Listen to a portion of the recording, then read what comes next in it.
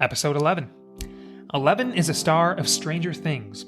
I met my wife in 2011 on a blind date in downtown Toronto at O&B. So many good hockey players to wear the number 11. Who's the greatest of them all? Mark Messier, without a doubt. My only encounter with Mark Messier was 2019 in Las Vegas. We were both at a Matt Franco Magic show.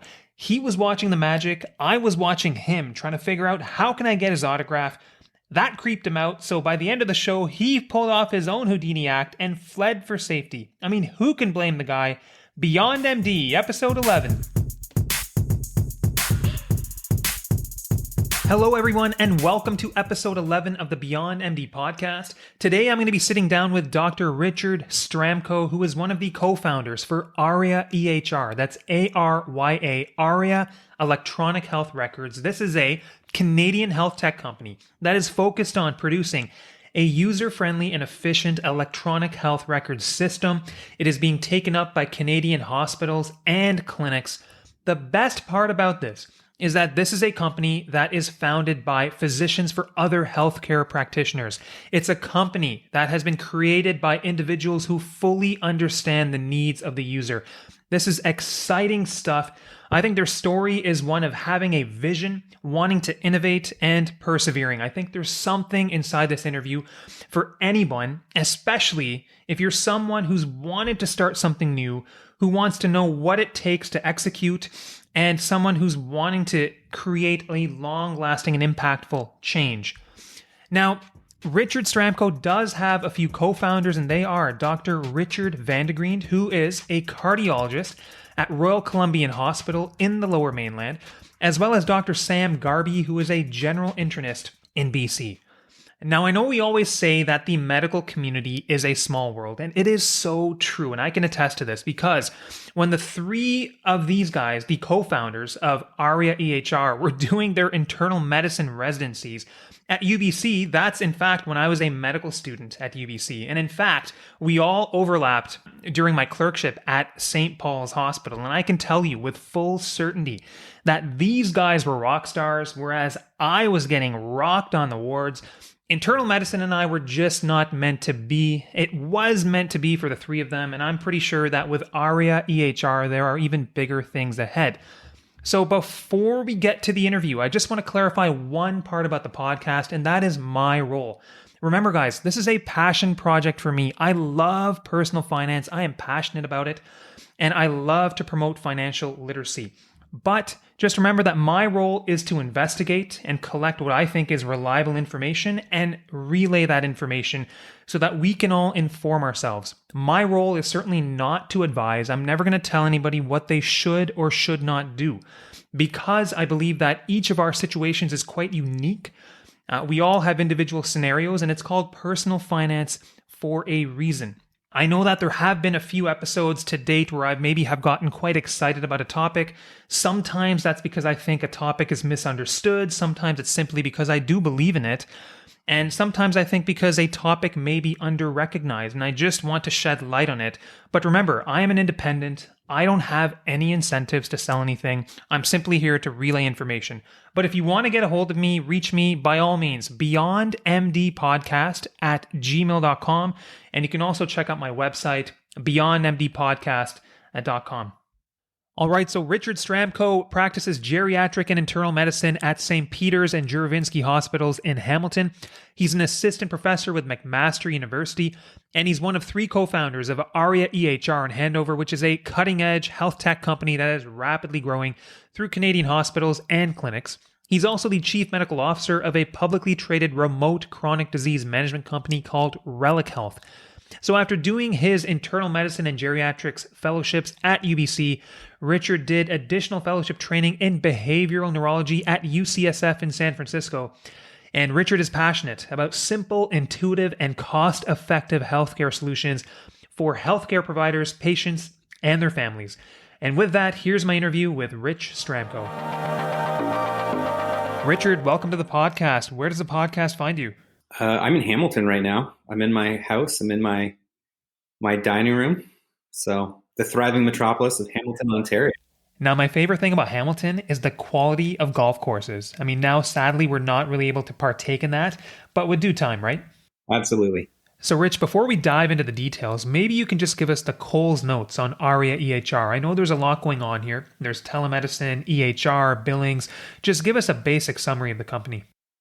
Yeah, absolutely. So we envision ourselves as a health technology company overall. So we have different products. So we have the electronic health record, which is kind of what you'd expect it to be in terms of basic modules. So being able to schedule, do telehealth, billing, e-fax, documentation with a comprehensive notes engine, being able to send and receive referrals, manage tasks very efficiently, manage multiple clinic locations and user base and roles and responsibilities across all of those different clinics. But the thing that really separates us is how simple, intuitive, and cost-effective things are. So, we've been we've been very detail-oriented in terms of how we've set up the look and the feel, because we feel like that's really where people have gone wrong. It's a bunch of platforms built for doctors by engineers with doctor input after the fact. The only way, I think we as physicians can control our destiny is if we control our day-to-day workflow. And if a technology company is determining how we practice, I think we're all going to be very upset with the end result. And if you can't change your technology, you can't change your workflows as effectively as you might otherwise. So that's where we're at. And we also have a handover platform, which was an inpatient solution deployed in hospitals, which allows people to manage their patient lists, able to document, manage tasks. So, your handover is day to night and night to day, weekend, weekday.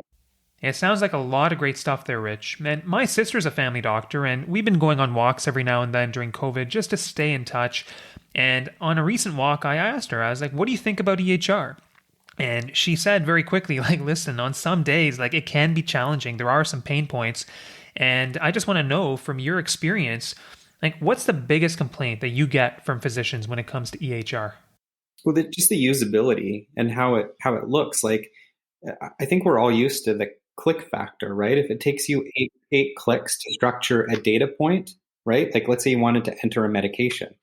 You'll find that people won't use that feature. You'll lose the capacity to find that data point and structure. Let's say a medication, for instance, right? It's like you search all of that, the different medications. Whereas, we've made it very easy. 2 clicks to add a medication or favorite it. You get the structured data component, but you get the ease of use. And I think that's it. There are too many icons and too much functionality provided to the user upfront. So it's like you log in and you've got this huge mess of a screen with unreadable fonts and really fluorescent yellow and orange colors. And all the things you'd want an administrator to do are right next to all of the things that a physician would want to do. So you have information input overload. So I think that's the biggest thing, really, is just the user interface and how simple, intuitive it is. I remember the first time I logged into Logic, I like to record music with Apple. And after trying to use Pro Tools, I was like, that's really complicated. Without any training or anything, I could start recording in Logic right away. And similarly, people that have come on the Arya platform, they'll take 20 minutes of training and they'll be like, I got this. That sounds really promising. And listen, I can tell you, as a radiologist, I hate clicks. And then you quickly forget that everyone else around you is going through the same problems. Now, in terms of your co-founders, you have 2 of them, Richard and Sam. So I'm just wondering, in terms of the idea behind Arya, who is the brain behind it? When did the idea come up? Who was behind it? Yeah, so Sam and I initially started in the inpatient sphere, and it was kind of on one of those boys trip weekends, actually, where it's you're away and you're like, man, this is so terrible. We were just recently staff. So kind of 2014 when we initially came up with the inpatient hospital idea, and we were like, we should do something about this. And Sam and I have always talked about kind of trying to change the game, and so that's the initial idea that came up on a kind of a boys weekend away, and then we just started right away trying to find some developer friends. So I had a friend from high school, very intelligent, bright guy who did the initial kind of building of the handover system. And then over time, you run into challenges and issues dealing with hospitals because they're large bureaucratic structures. And as a small company, you're trying to be nimble, but it takes so many resources dealing with hospitals and trying to get contracts. Sam, really the pivot to the EHR was Sam's idea. He was like, we need to get into the outpatient market so we can go directly to doctors so that they can make the decisions. And then Rich joined right around that time afterwards. So a great team. Shout out to Sam and Rich. They're really brilliant individuals who are very hardworking and dedicated and super fun. So I think that's kind of one thing to always touch base with. It's like, if you're going to spend this much time doing something, it's kind of like a major relationship in your life. So I can't say enough good about those guys and how great it's been working with them. That's awesome. To be in a venture with two good friends who you trust, I think is so important. And it sounds like you guys are absolutely having fun along the way, which is great.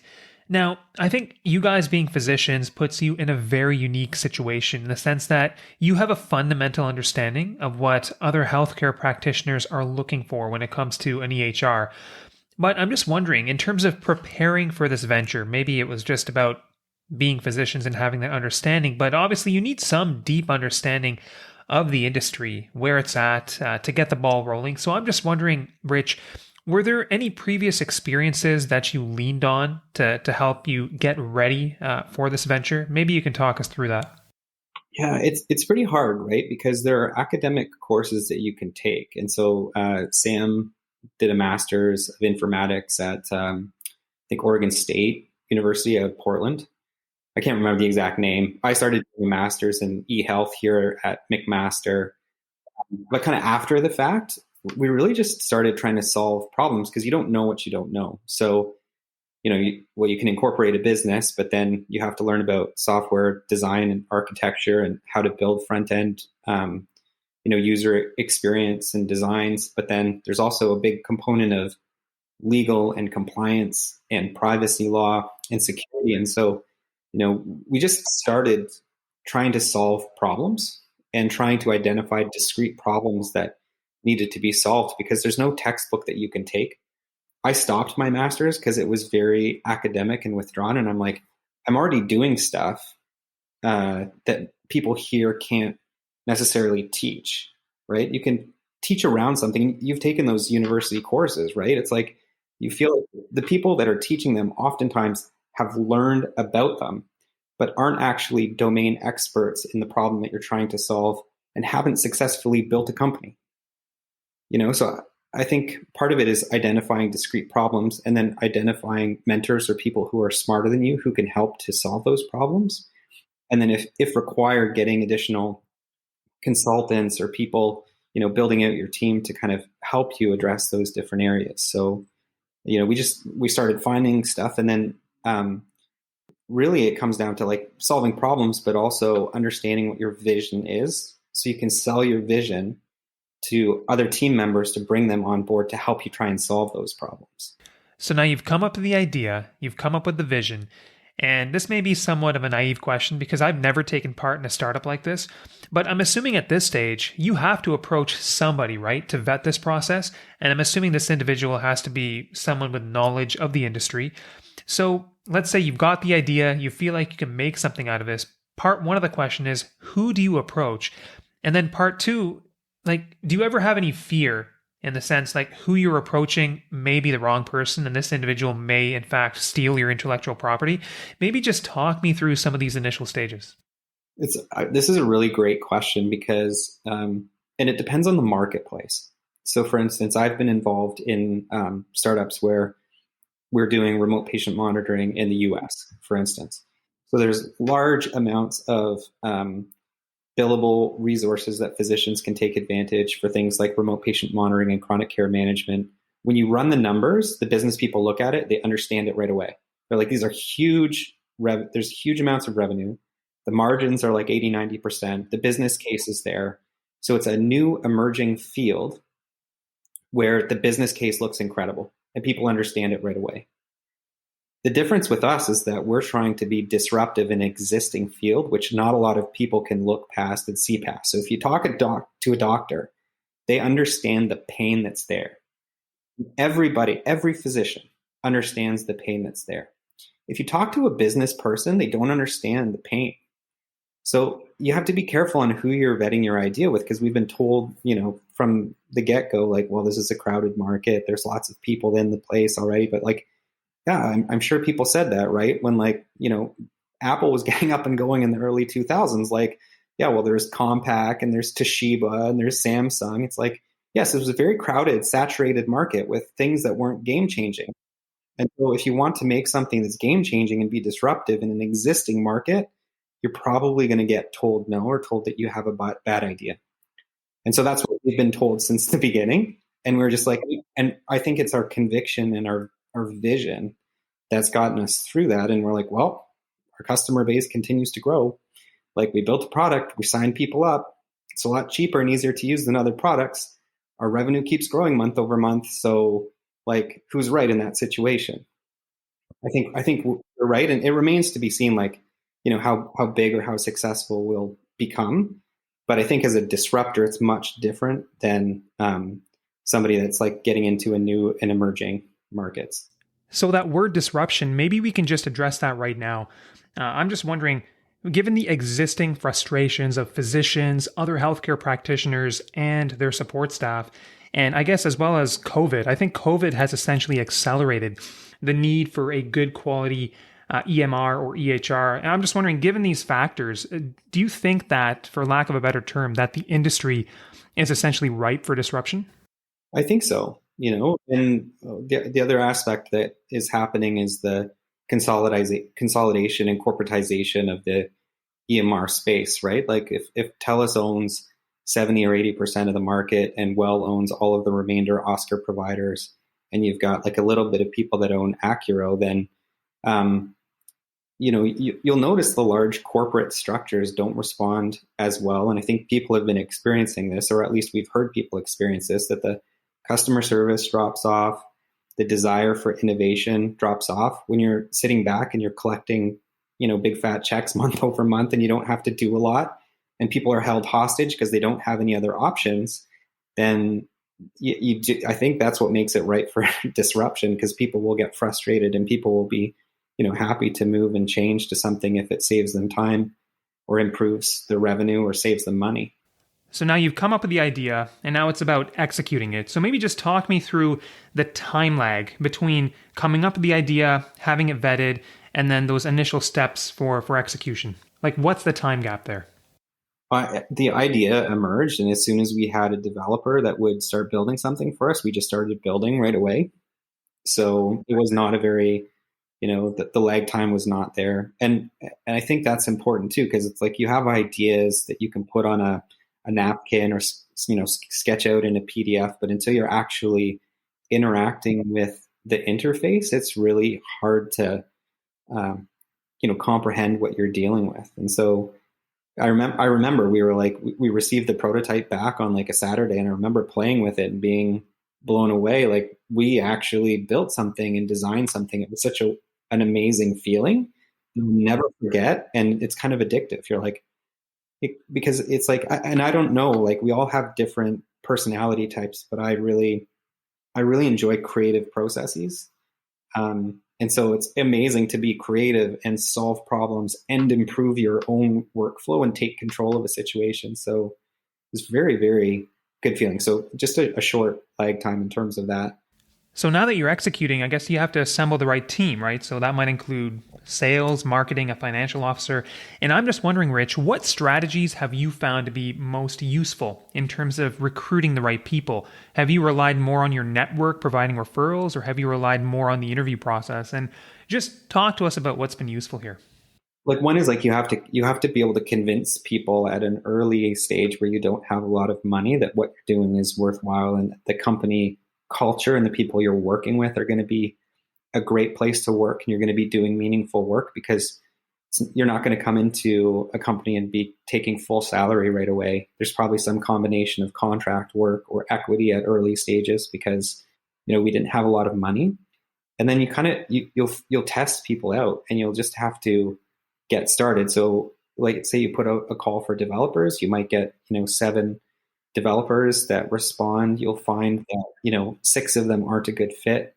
You'll try one out for a while and they won't be the best fit, and then you're back to the drawing board. And slowly over time, by repeating the process and testing people out, you'll find the right human beings that you want to work with, that are pleasant to work with. And you'll also find people that have the appropriate skill sets and talent. For us, it's taken a long time to really refine and move through different iterations of the company, different technologists and stuff. And then when it clicks and you find those people that really work in the other avenues, it's like you don't let them go. You do whatever it takes to maintain those relationships and then keep them satisfied, in that balance, obviously, between doing meaningful work and remuneration. And how long would it say it took you guys to go through all the different iterations and come up with a team that you felt was the best fit for Arya? Yeah, so I would say like the EHR formation of the company, like we rebranded. We were called a previous name, and in 2017, I think, was when the idea actually was born for the EHR side of things, with no product. And so, really it took us to, I would say, January 2020 to have both the product where we wanted it for launch, as well as like an amazing team where you're excited to work with. And then over the course of 2020, we've made some other additions that's just taken it to the next level. So I don't know, and it just keeps getting better. So it does take a long time, but like skills that we learned from 2014 to 2017, there's this huge carryover effect in all of these lessons that you learned.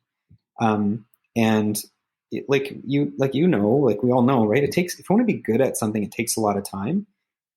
So kind of like residency took 10 years, med school residency. I feel like now we're kind of getting to that stage where we're starting, like we're good at what we're doing now, but it's taken a long time to learn those skills because they're so different. Yeah, Rich, I totally agree with everything you just said. And as it pertains to medicine, I tell everybody that this is a journey, and it takes often 3 to 5 years. Like for me, it's taken closer to 5 years to feel like I'm really hitting my stride and feeling comfortable with the day-to-day. So for me, the lesson is, with medicine and anything else, success does not happen overnight. It takes time. Now, because this is a financial literacy podcast, I have to ask you, maybe you can just kind of talk us through financing this venture. How did you go about financing? And maybe you can shed some light on some financial lessons that you learned along the way. It's a great question, always a challenging one. So we got some initial investors, one in particular who was quite invested and thought the idea had an incredible upside.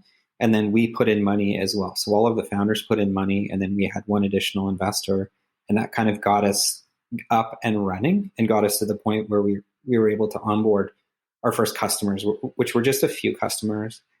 And then we did friends and family raise after that. Not like a huge amount, like around $250K.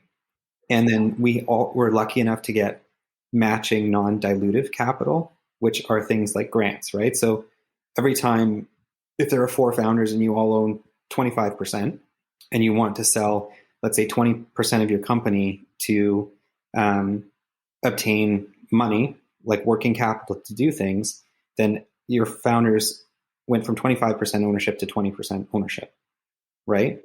So you want to retain as much control over the company in terms of voting shares, as well as much equity as possible for a return on investment of all your time.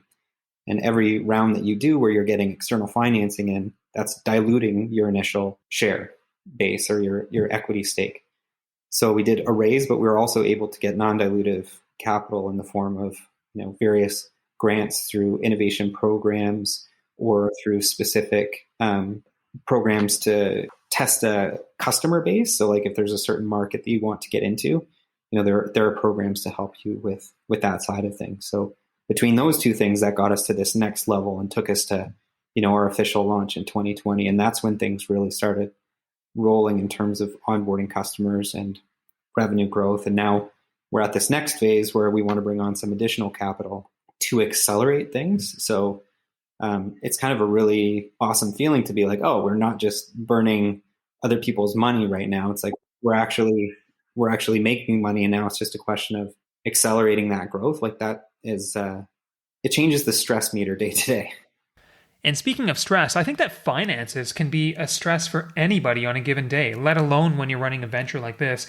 So I'm just wondering, at any point, Rich, did you have sleepless nights? Like, were you wondering, what the heck did we get ourselves into? Like, did this play a role?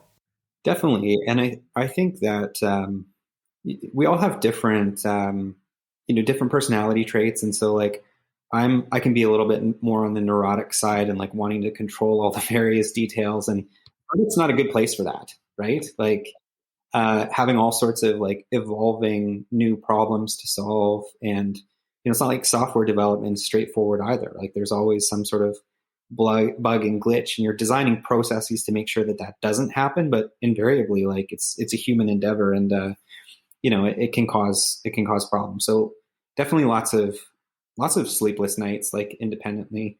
And then also just like your self-doubt. It's like, I just took somebody's money. I really want to give them a reasonable return. And also like how the company does reflects your like personal character in some ways. Like there's always that tie to like, I want the things that I put into the world to be great, and I want them to help people, and I want them to make money. And so it's kind of the self-doubt sometimes too that is the hardest part, being like, there are periods where I'm like, well, I don't know if we're going to make this work or not, or what's happening. And now it's like, no question, it's like, this is great, but it took a long time to transition from being a little bit less certain to very happy, content, and confident. And I think that's a bit of an accelerant too. It's like once you reach that confidence stage, it's like there's no stopping you.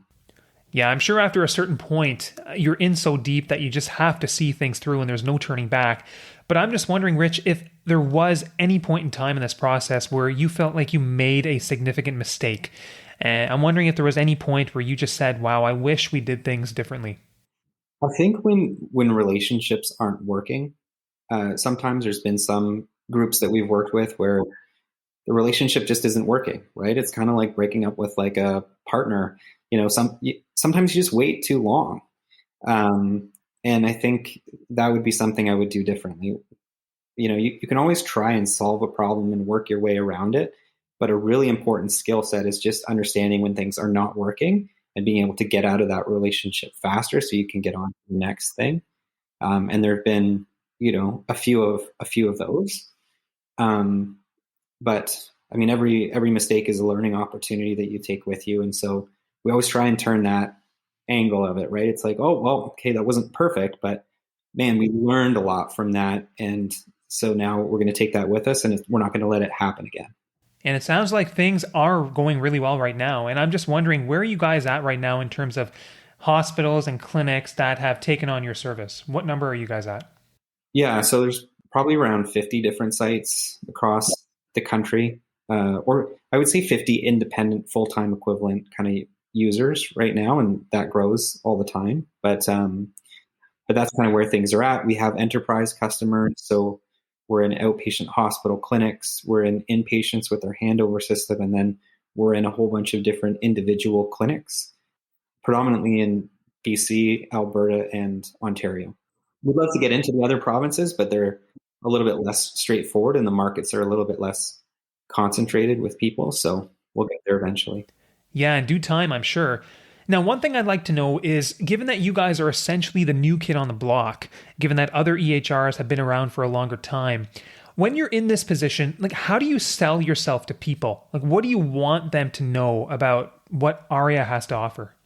Yeah, I call it the 3 Ps, right? And really, it's like you've got a product, and that's one component of it. So somebody logs in and they'll look at our demo, and especially recently with our current feature density, they'll just understand there's a visceral response, an emotional response. They understand this really is more simple. It really is more intuitive.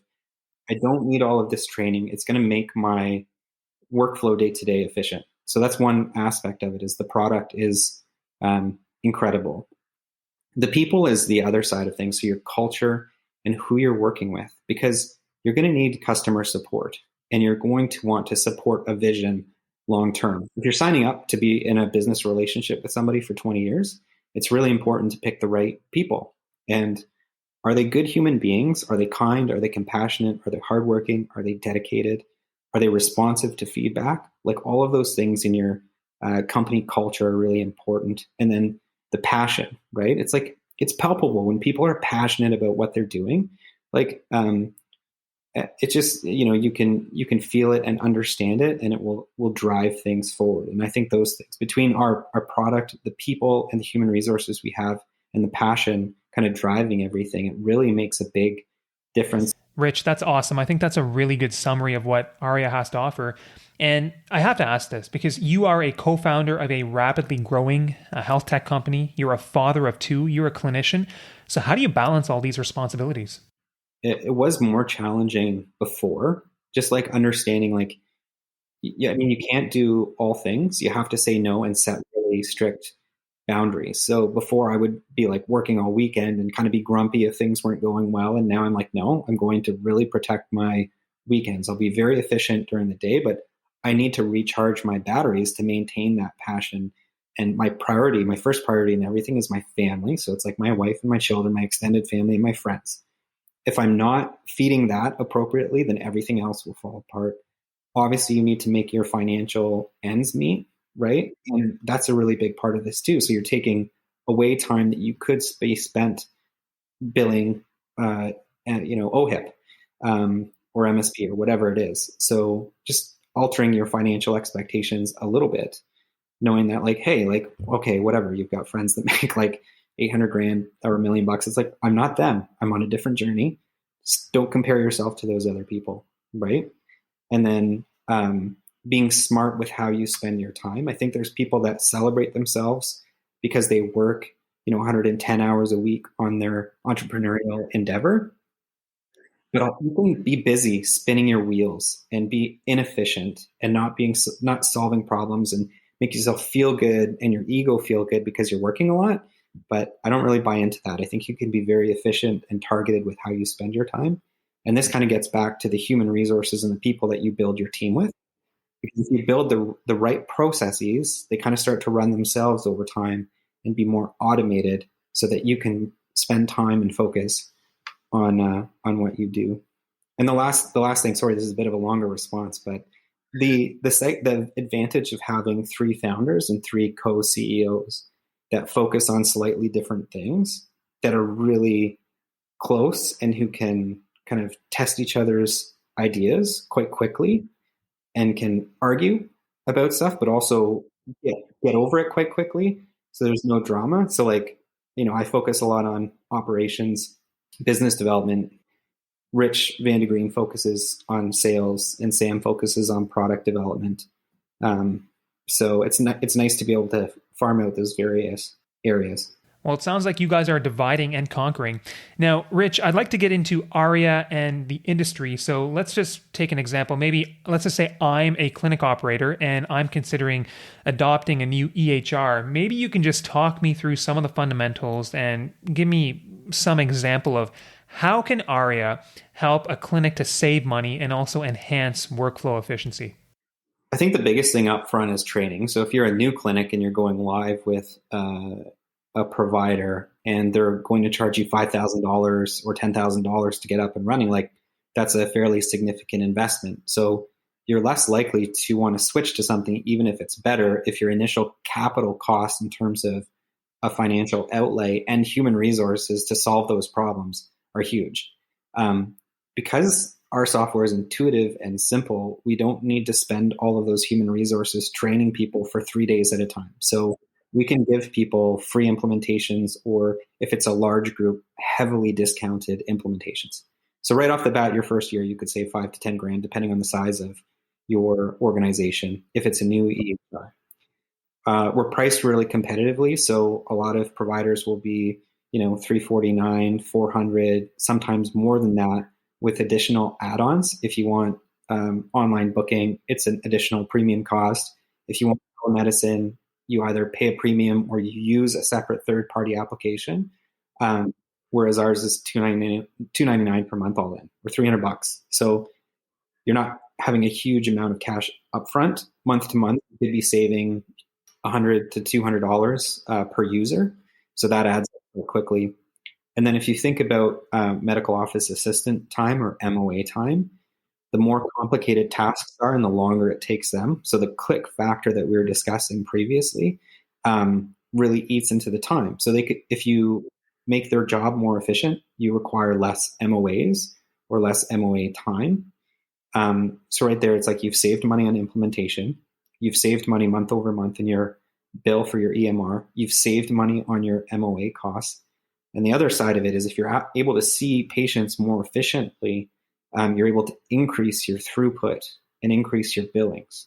So we've had some specialists switch over that when you total up all of those different costs, they're positive around like $100,000 a year. Wow. That's not everybody, but like even if that's $30,000 or $50,000 or like that's a lot of money, and you multiply that times 25 years in your career, it's like it's a big, big deal. So what I'm getting here is because training is more intuitive, startup costs are going to be less, and then all-in services are going to be cheaper month to month, and then efficiency is also going to be enhanced. So it sounds like a three-headed monster. The other thing I would say, so this is like the nitty-gritty financial detail, right? But like and I know that really, most decision-making is emotional.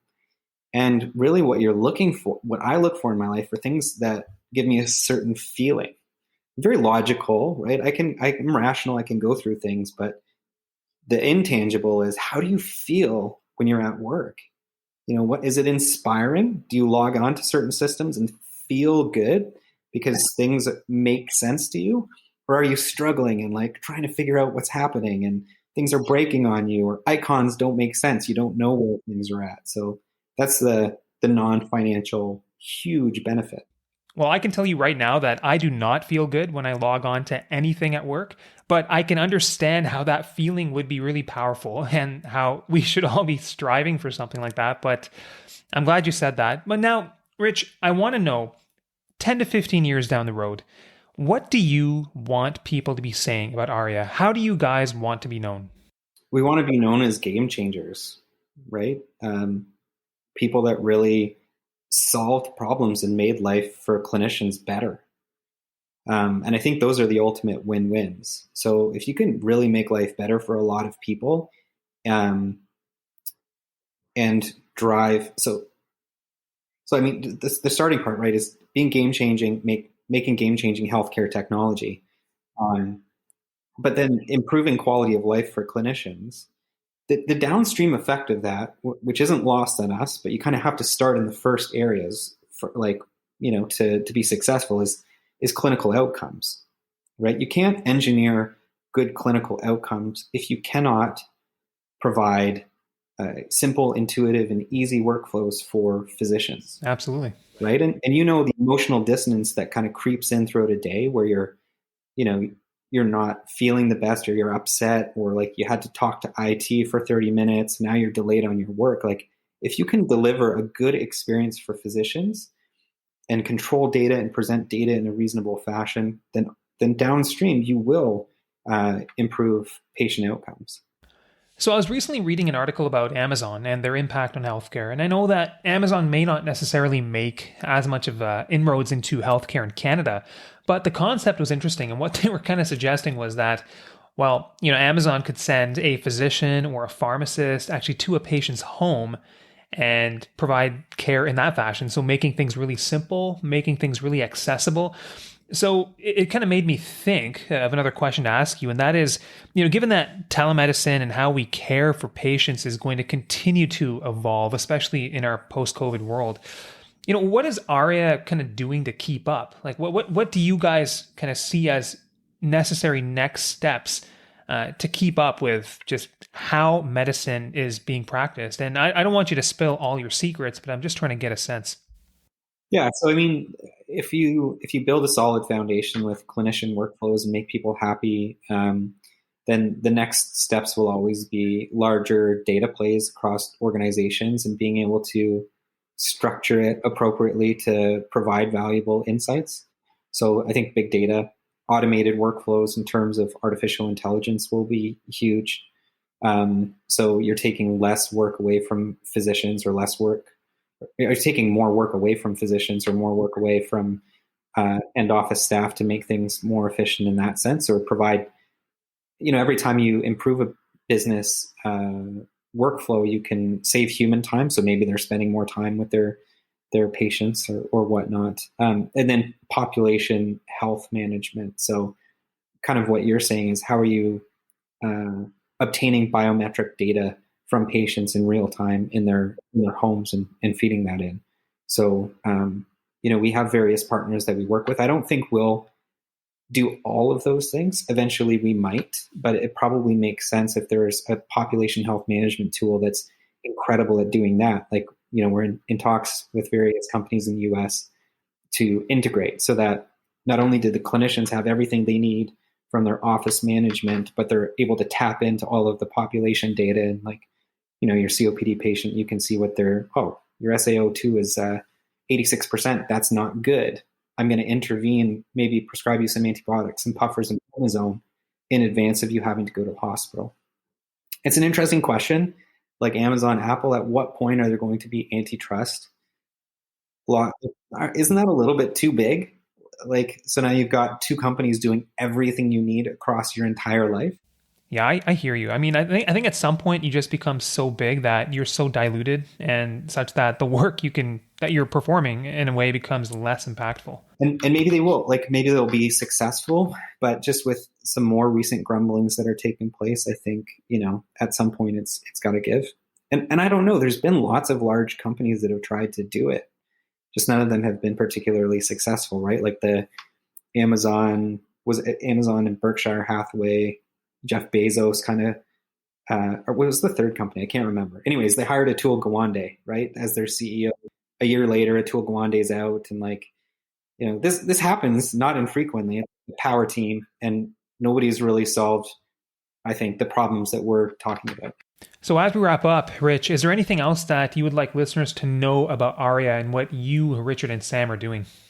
I think I've covered enough about who we're at, who we are, what we stand for, and what we're trying to accomplish. I love for users of the podcast to check us out. Give us a call. Don't just believe what I say, but check out a demo, have a chat with us. We're willing to have these discussions with people and see if you're a good fit for our platform. So my last question is, do you have any advice for anyone who's maybe kind of caught that entrepreneurial bug and has maybe come up with an idea, but is maybe struggling to take the next steps to execute? Because I think what you, Richard, and Sam are doing is tremendous. And I think that puts you in a really good position where you can kind of dish out some advice. Just the slow play, and developing a process that will enable that fits within your life goals. So the entrepreneurial stuff, it's okay, well, set up a business plan and try and get some people on board and all of those things. But if you can't contain it within a reasonable amount of time within your life and have that be consistent with your life goals, I think you'll fail. I think you'll be miserable and upset. So if you're trying to build something, really understand who you are first and what you're trying to accomplish with your life. And then always try and make the entrepreneurial journey consistent with your underlying goals, your larger life goals, because it's going to take a long time. So kind of back to your initial question, it's you're in it for the long haul. It's not going to happen overnight. I think people will use that term. It's well, you're a 15-year overnight success. People see the success that happens, but they don't understand all of the hours of kind of work and energy and effort that went into kind of building that in the background. So I think that's it. It's the consistency as well, more than the intensity. You really want to get out there and solve all of your problems right away. But sometimes you'll start a process for solving a problem that's going to take 3 months. And if instead of obsessing about that problem for 3 months, understand that, well, I've started something now and I'm not going to be able to solve this or reassess it for another 3 months. So I'm going to kind of put that on the back burner and juggle the various problems that you're at. Rich, I think that's really practical advice. So thank you for that. And I just want to say that I think what you guys are doing at Arya EHR is amazing. And, I went to your website probably 3 months ago when I first came across it. And I have to say, I was really impressed. It looked really slick, really simple. And just by visiting the website, I kind of got the sense that you guys truly are creating something that is simple and user-friendly. And I think that what you guys are doing is amazing. It's admirable. I feel like the three of you being healthcare practitioners, puts you in a really, really powerful position because you're essentially harnessing your knowledge and your skills, and you understand the needs of people. And you're going to be able to create a product that will make the practice of medicine more simple and more efficient. And I think that in the long term has a lot of potential.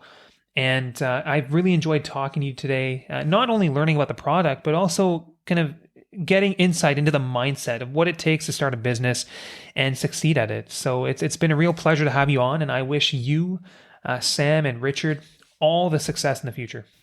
Well, thank you. And I just want to thank you for putting all this valuable information out there for physicians in terms of financial literacy in a way that's really digestible and valuable. So thanks for all the energy and time you put into getting this information out there for physicians, because it's not easy, right? We're all busy doing our thing. And so, thank you. It's been great chatting with you. I wish you all the best with the rest of your podcasting. It's awesome. Hey, Rich, it's my pleasure. Thank you so much for that. I do appreciate it. And maybe later this summer, we'll be able to connect for a round of golf. Right on. Okay. Thank you so much.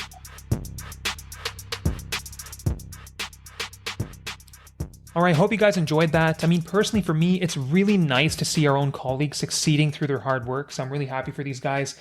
And I think there were a few messages that Rich passed on that really do resonate, and I believe in them. So one of the things he mentioned was that success takes time. It's not something that's typically seen overnight. So whether it's your own medical practice, starting a business, or even personal finance, I think that it can really help to think long-term. You're in it for the long game.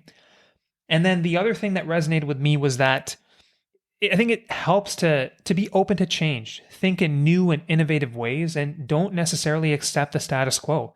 So if we can figure out new and better ways to do things, then we should certainly be striving for that. And I know that these are themes that we've tried to hit on the podcast, but clearly they apply to other aspects of our life as well.